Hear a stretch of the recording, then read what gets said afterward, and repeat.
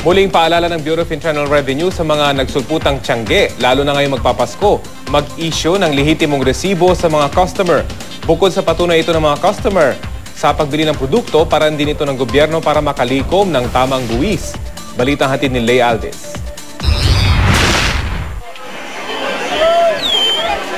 Kaliwat kanan ng nagsusulputan ang mga tiyangge ngayong Burr months. Benta ang mga usong damit, bags, accessories, mga laruan at iba pang mga pangregalo. Alam naman ng mga regular na customer sa tiyangge na karaniwang hindi nag-i-issue ng resibo ang mga nagtitinda dito. Pero na lang kung hiningi ito ng customer. Minsan pa di naman lehitimong resibo ang ibinibigay.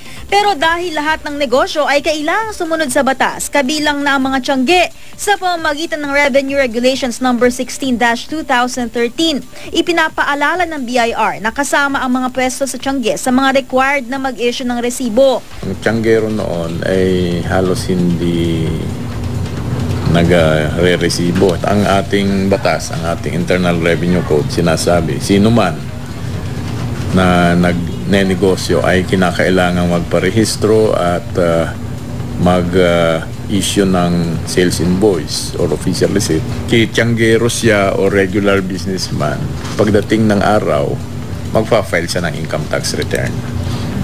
Magpa-file siya ng business tax returns, either the value-added tax or the percentage tax.